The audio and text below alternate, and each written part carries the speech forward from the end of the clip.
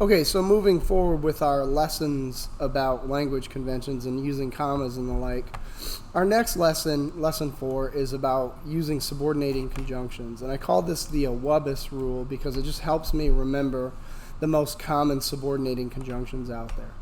So if you're wondering what AWUBIS stands for, it's an acronym that I use to refer to this list of subordinating conjunctions. The first one is as, although, when, unless, because, if, and since. Now there's more subordinating conjunctions than this, but I think these are the most commonly used ones, and so if you're familiar with how these work, it'll be easy to apply them to apply the skills to unfamiliar ones. But one of the things that happens is that, generally speaking, you have probably been coached to never start a sentence with the word because. And that is probably because there is a lot of instruction that has to come with understanding when and if to use because to start sentences. And there also has to be some understanding of sentence structures along the way. So the point of this video is to try to illustrate when you can start a sentence with because or although or when or unless and if, and how to punctuate that accordingly. So with that said, excuse me, but the rule that we have for this is that basically if the sentence starts with a subordinating conjunction, which these are all examples of subordinating conjunctions, you should place a comma after the subordinate clause and in front of the independent clause. So let's look at a couple of examples here then. In example 1a, and notice I'm going to try to do paired examples the whole time because one shows how to do it one way and then how to write the sentence another way for the second one. So we're going to commit the mortal sin of starting a sentence with because. Because Mr. Bailey's jokes are not very funny, comma, he ought to think of revising his material. Now, because we started the sentence with the word because, we have to put a comma in the middle of the sentence, and right here is what is known as a subordinate clause. It cannot stand on its own as a sentence. It has to be next to what is known as an independent clause, which is a sentence that can stand on its own as a sentence. So because Mr. Bailey's jokes are not funny, he ought to think of revising his material, period. This is an example of starting a sentence with because, having a subject and a verb that's a subordinate clause, comma, he ought to think of revising his material. So you can start a sentence with because as long as you end up having that comma in the middle and that you have an independent clause that it's connected to. Now I'm going to change colors here again for then example 1b because before I go on, the rule is that if it starts with the subordinating conjunction, you have to put the comma in there. But if the subordinating conjunction is within the sentence, you don't have to put a comma. So let me use example 1b as an example. So Mr. Bailey ought to think of revising his material. This can stand on its own as a sentence. And then we have the word because his jokes are not very funny, and this is the subordinate clause. But in this case, no comma is needed. And the reason that this is different is because we didn't start the sentence with the word because. We actually ended the sentence with the beginning of the subordinate clause because his jokes are not funny.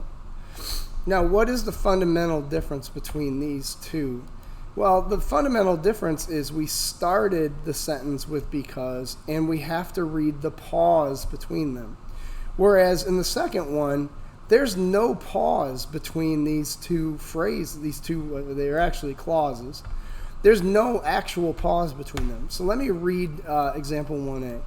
Because Mr. Bailey's jokes are not funny, he ought to think of revising his material.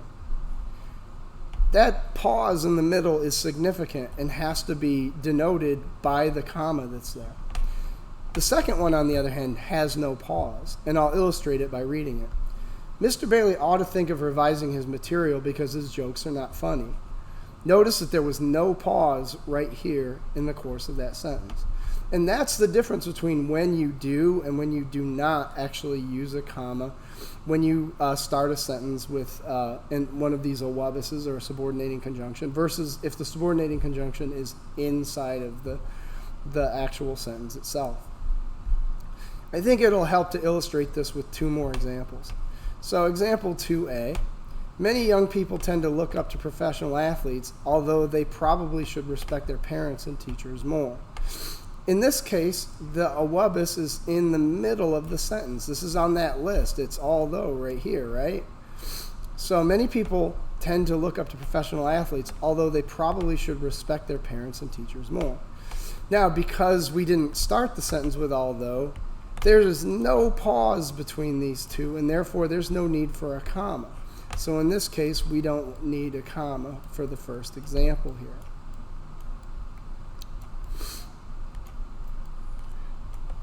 On the other hand, let's look at example 2b. We started the sentence with the awabis, the although one. So although many young people should respect their parents and teachers more, comma, they look up to professional athletes. There is a distinct pause here, and that pause has to be denoted by the comma. Similarly, we have what is known as the subordinate clause. This can't stand on its own as a sentence because it has that subordinating conjunction attached to it, although.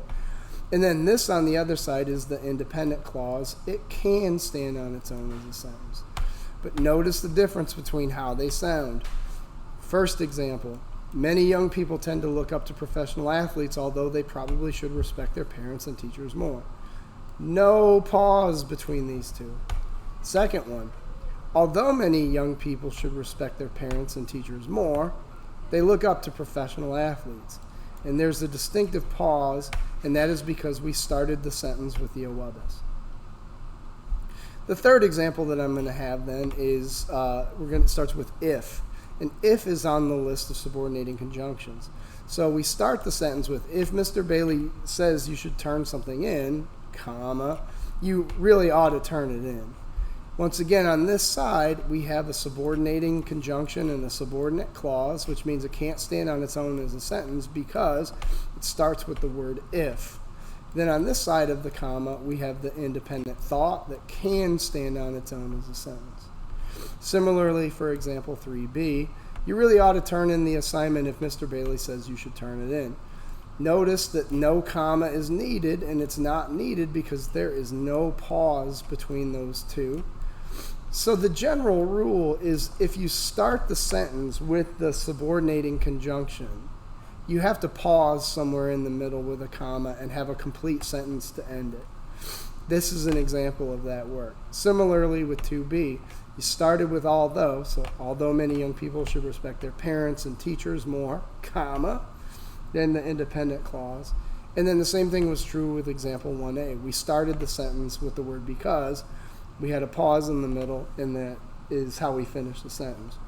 So this rule basically means that if the sentence starts with any of these words, these subordinating conjunctions, you have to place a comma after the subordinate clause and in front of the independent clause. This will be tested on iLearn, and they actually test it on SAT later on in life. But the other point of this is I want you to be able to write sentences in which you start sentences with subordinate clauses. I want you to be able to violate the rule that your elementary school teachers taught you with. You can't start a sentence with because. We actually can.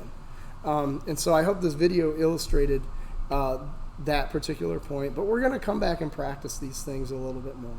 Thank you.